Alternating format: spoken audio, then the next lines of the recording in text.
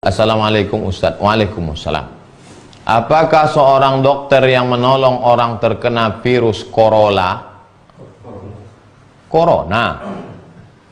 terkena virus itu sendiri sakit dan akhirnya meninggal, apakah dokter tersebut dikatakan mati syahid? Sedangkan yang diam di rumah muhtasiban hanya mengharapkan balasan dari Allah mati syahid, apalagi yang terkena dan dia karena berjuang karena Allah, dia dapat syahid plus. Syahid itu aja sebenarnya sudah cukup, tapi ditambah Allah lebih lagi karena dia mujahid fi sabilillah. Wahai para dokter, wahai para perawat, berjuanglah, tuluskan niat karena Allah. Kalianlah ujung tombak. Saya hanya bisa menyampaikan tausiah. Kalian yang pakai baju astronot dari mulai subuh sampai malam, kalian yang meninggalkan ayah, ibu, suami, anak, istri, keluarga demi menyelamatkan bangsa, mudah-mudahan kalian semua yang sudah meninggal dunia, Allahumma ighfir lahum warhamhum wa'afihim wa'fu anhum, yang dalam perjuangan tetap banyak-banyak berdoa kepada Allah, ikhlaskan hati, maka mendapatkan pahala syahid fi sabilillah berdasarkan beberapa hadis sahih dari Nabi Muhammad SAW. Bagaimana cara melawan rasa malas untuk beribadah, dan bagaimana menancapkan keimanan supaya teguh kokoh, karena saya tipe orang yang cenderung menyendiri. Sudah begini banyaknya orang mati karena corona ini, kau masih malas juga beribadah, Arjun?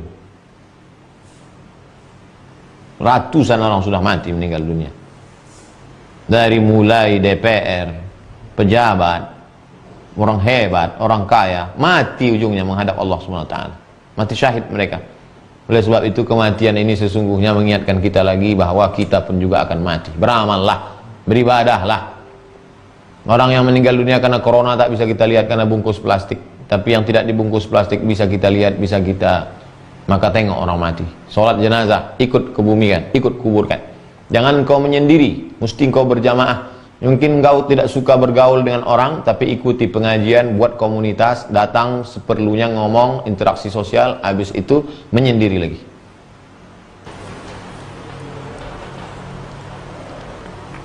Mengenai mimpi saya waktu tidur.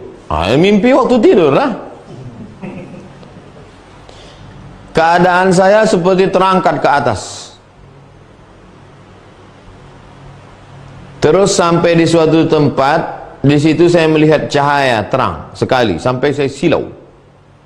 Terus saya lihat di cahaya itu tengahnya ada tulisan Allah. Apa maksudnya Pak Ustaz? Man ra'a fi manamihi annahu irtafa'a, kata Imam Ibnu Sirin. Siapa yang melihat dalam mimpinya bahwa dia terangkat ke atas, kalau dia masih lajang, berarti dia segera menikah. Itu dia. Kalau dia sudah menikah, berarti Allah memberikan dia sakinah, mawaddah, warahmah. Sakinah, mawaddah, warahmah itu satu orang, bukan tiga. Lalu kemudian apa makna melihat cahaya dalam mimpi? Cahaya itu nur, lawannya zulmah. Cahaya itu hidayah. Maka orang yang melihat cahaya berarti dia mendapatkan hidayah. Apa makna dalam cahaya itu ada tulisan Allah? Berarti cahaya itu datang dari Allah, bukan dari syaitan. Itulah makna mimpi yang kau lihat. Tapi insya Allah maknanya baik. Mengenai nilai takwa, bagaimana menyikapi semut-semut yang banyak di rumah ketika menyimpan makanan dikerumuti sama semut, dimanapun ditaruh dia ada. Apa yang harus saya lakukan Pak Ustadz? Saya beli tutup plastik, saya masukkan ke dalam kurma, saya tutup, tak ada semut. Waktu saya letakkan di atas, datang semut. Jadi ketika semut datang, bukan salah semut, salah kita. Kenapa tutup di atas? Saya sudah praktekkan. Tutup pakai plastik, dia tak datang. Ada kurma satu, letakkan di sudut rumah, kasih untuk semut itu semua. Semut, ini untuk kau. Dia tak akan mengganggu. Dia juga makhluk Allah Subhanahu wa ta'ala. Kasih makan dia. Kita tutup. Makanan-makanan jangan dibiarkan. Dibiarkan anak kecil berserak-serak makanan manis, datang semut, lalu kemudian dibunuh. Uqtulul aswadaini fi shalah, bunuhlah dua yang hitam walaupun kau sedang salat. Semut, binatang yang mengganggu. ular hitam, kalajengking, boleh dibunuh. Idza qataltum fa ahsinul qitlah. Kalau bunuh dengan baik, sekali pukul mati. Jangan disiksa dia. Nah, oleh sebab itu maka semut ini kalau mengganggu sama juga macam ular. Mengganggu dia, sekali bunuh mati. Tapi jangan sampai disiksa. Wallahu a'lam bishawab. Wa qala Bishr bin al-Haris. Imam Bishr bin Haris berkata, asyadul a'mal salasatun. Amal yang paling berat itu ada 3. 3 yang paling berat. Yang pertama, al-judu fil qillah. Mampu menjadi orang dermawan padahal dia pun qillah, dalam keadaan terbatas sedikit. Mampu beli nasi bungkus 2, yang satu disumbangkannya untuk perawat COVID-19, yang satu untuk makan dia. Pak, beli nasi bungkus 2, untuk dia 1, disumbangkannya untuk perawat 1. Padahal kerja dia pun ngojek. Nah, itu yang paling hebat. Jadi kalau ada orang kaya, pengusaha nyumbang nasi bungkus, keterlaluan. Kau mestinya bukan nyumbang nasi bungkus, nyumbang rumah sakit. Wal wara'u fil khalwah. Yang kedua, yang berat itu adalah al wara' fil khalwah. Mampu menjaga diri dari yang syubhat walaupun orang tak ada. Khalwah. Dalam khalwah, dalam sunyi, dalam sepi, dalam kesendirian, mampu menjaga diri dari yang syubhat, bukan dari yang haram. Dek, kata suami pulang ke rumah.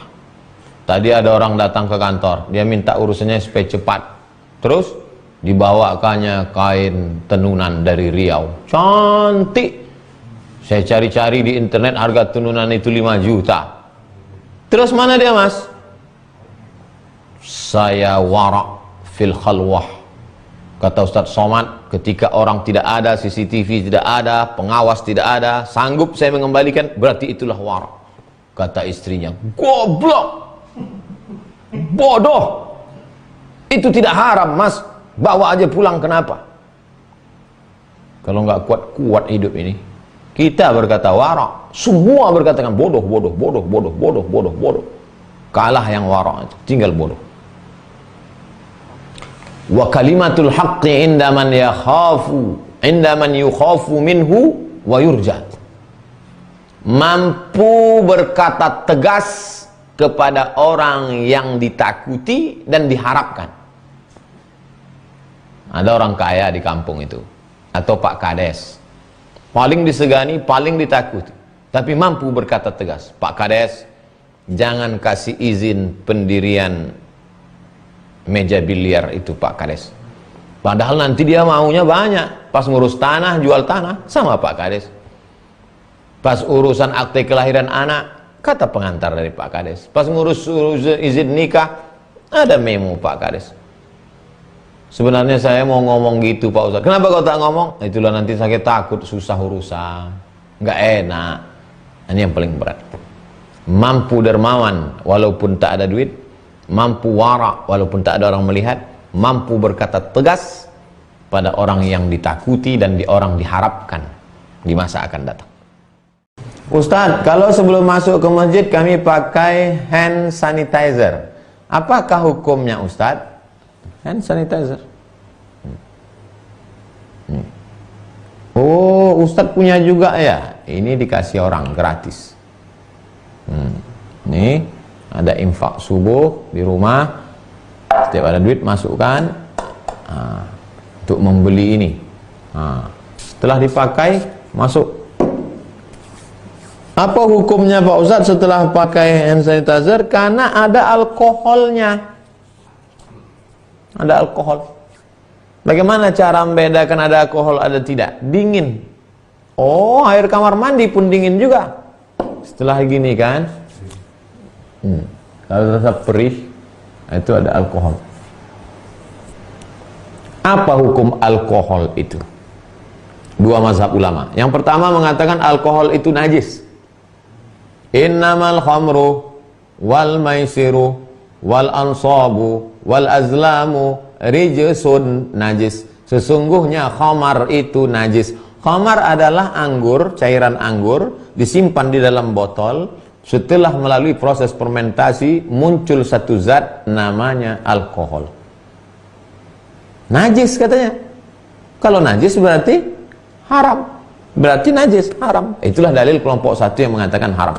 Tapi kata Syekh Atiyah Sokor, Mufti Azhar, saya pakai pendapat ini, mengatakan alkohol tidak najis.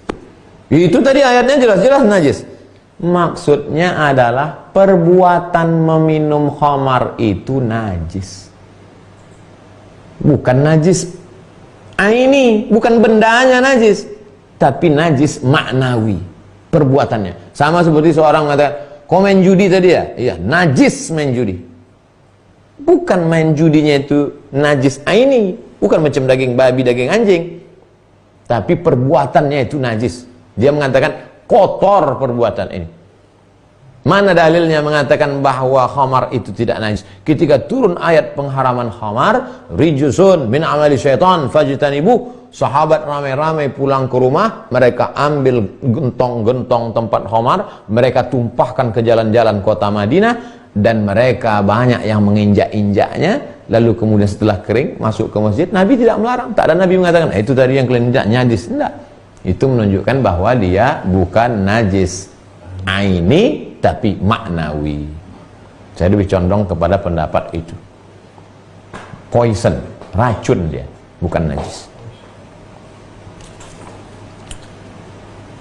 Ustadz, apa hukumnya seorang pedagang ditawar selalu bilang modalnya saja tidak cukup, padahal boleh jadi dia sudah dapat untung?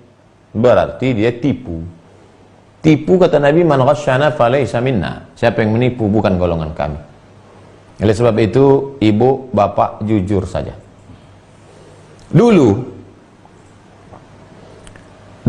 kalau dikatakan seperti yang dilakukan Nabi Muhammad SAW, ini barangnya bagus, harganya 100. Ini kurang bagus, harganya 75. Ini enggak bagus, harganya 50. Silakan beli. Dulu kalau ceramah Ustadz seperti itu diajak orang. Mana ada pedagang seperti itu? Kalau jualan seperti itu enggak laku lah Pak Ustadz. Buktinya sekarang jualan seperti itulah yang paling laku. Ini buah mangga bagus, 100.000. Ini kurang bagus, 75. Ini yang enggak bagus, 50. Pembeli silakan pilih. Itu yang dipilih orang zaman sekarang. Adapun yang mencampur antara yang tak bagus dengan bagus, dibilangkan murah, pulang ke rumah dibelahnya busuk, apa kata dia? Inilah terakhir aku beli sini, tak akan lagi. Itu maka umat Islam nih barang dagangannya tak laku. Kenapa? Menipu. Oleh sebab itu jangan tipu-tipu. Tunjukkan saja, ini sekian, buat harganya, ini sekian, ini sekian. Man ghasyana falaysa minna. Siapa yang menipu bukan golongan Nabi Muhammad, bukan umat Muhammad sallallahu alaihi wasallam. Ustadz, kalau di bulan Sya'ban saya mulai baca Quran dari juz pertama. Pas mau Ramadan baru dapat 2 juz. Ini namanya gaya slow. Apakah saya mulai dari juz pertama lagi ketika awal Ramadan atau lanjutkan? Lanjutkan saja Pak. Karena membaca Quran itu tidak mesti tengok bulan, Bapak lanjutkan saja khatam. Jadi baca Quran itu yang dikejar adalah khatamnya. Imam Malik bin Anas kalau sudah masuk bulan suci Ramadan, ditutupnya kitab hadis, mereka fokus pada baca Quran. Baca Quran di bulan suci Ramadan mengejar khatam. Makanya ulama itu, karena Muhammad bin Idris Asy-Syafi'i yukhtimul Qur'ana fi Ramadan 60 khatamah. Imam Syafi'i 60 kali khatam. Jadi bulan suci Ramadan orang mengejar banyak-banyak khatam. Saya Pak Ustadz baca Quran itu harus saya baca tafsirnya, itu di luar Ramadan. Kalau di dalam Ramadan mengejar banyak khatam, tapi tetap jaga tajwidnya.